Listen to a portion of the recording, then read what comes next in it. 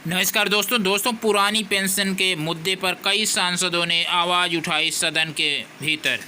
दोस्तों मोदी सरकार की 2024 की बजट की भी घोषणा हो चुकी है, लेकिन ओपीएस की बहाली नहीं हुई, पुरानी पेंशन की बहाली नहीं हुई है। एनपीएस में सुधार करने की बात इस बजट में भी की गई है कि 50% पेंशन दी जाएगी। दोस्तों करीब 8 सांसदों ने पुरानी पेंशन की आवाज़ उठाई सदन के भीतर।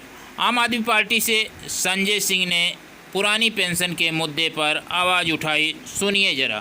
पेंशन जहां एक तरफ पुरानी पेंशन की बहाली की मांग हो रही है, लाखों कर्मचारी सड़क पर है और मांग करते हैं कि पुरानी पेंशन बहाल किया जाए।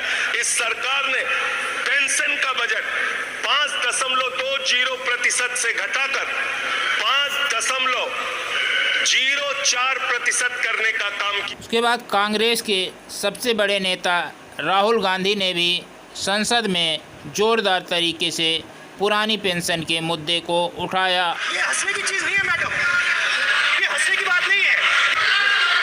दूसरी तरफ पहली बार सेना के जवानों को आपने अग्निवीर के चक्रव्यूह में फंसाया।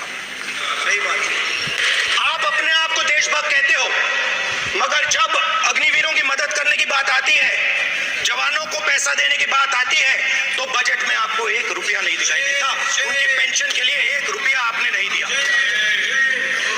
तो उनको आपने अग्निवीर के चक्रव्यूह में फंसाया।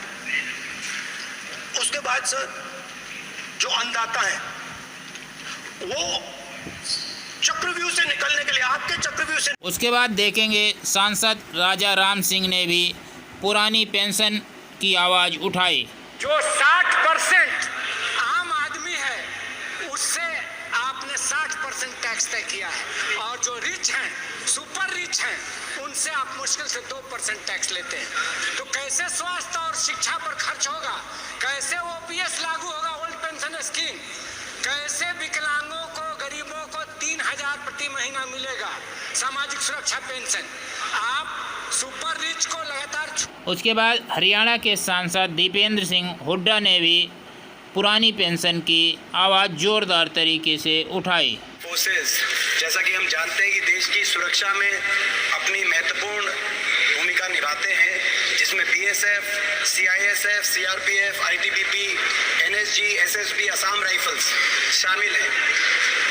इन जो हमारे केंद्रीय पुलिस बल हैं, इनके ऊपर ना सिर्फ कश्मीर से लेकर नॉर्थ ईस्ट तक या नक्सल क्षेत्रों में, बल्कि सीमाओं, बंदरगाहों पे, एयरपोर्ट पे और यहाँ तक कि संसद की सुरक्षा भी अब इन्हीं के हाथों में दी गई है। इनके हितों से जुड़ी हुई मैं 2-3 बातें आपके माध्यम से रखना चाहता हूँ। पहली बात, इनकी एक मांग है कि ओल्ड पेंशन स्कीम इनके लिए लागू की जाए, क्योंकि जब न्यू पेंशन स्कीम लागू करी गई देश के लिए, तो उसमें कहा गया कि new pension scheme for all employees except for arm forces in the first day. तो उसमें आर्मी, नेवी और एयरफोर्स में आज भी ओल्ड पेंशन स्कीम चल रही है, जो कि अच्छी बात है। लेकिन उसके बाद मिनिस्ट्री ऑफ होम ने ये क्लैरिफाई किया कि ये जो सीएपीएफ है, ये भी arm forces of the union है, ये भी भारत संघ के सशस्त्र बल है, ये भी आर्म फोर्सेज की परिभाषा में आने चाहिए। इसीलिए इन लोगों की जब ये जो देश की सुरक्षा दे रहे हैं, तो इनके भविष्य की सुरक्षा करना भी मैं समझता हूँ हमारे देश का सरकार का कार्य है। इसके साथ साथ ओल्ड पेंशन स्कीम के साथ साथ माननीय गृह मंत्री जी ने कहा था कि 100 दिन का अवकाश सुनिश्चित किया जाएगा ताकि शूटिंग के इंसिडेंट्स ना हो, लेकिन अभी तक उस पर कोई कार्रवाई नहीं की गई है। इन फोर्सेज के लिए केवल 60 दिन का अवकाश दिया जा रहा है। 100 दिन का अवकाश सुनिश्चित किया जाए और हर राज्य में सैनिक बोर्ड का गठन हो। हरियाणा राज्य के साथ साथ हर राज्य में सैनिक बोर्ड का गठन हो, ताकि इन कर्मियों के लिए इनके हक। इसके बाद देखेंगे समाजवादी पार्टी के मुखिया श्री अखिलेश यादव जी ने भी पुरानी पेंशन के मुद्दे पर बड़ी बात कही। ओपीएस की बात अभिभाषण में नहीं आई है।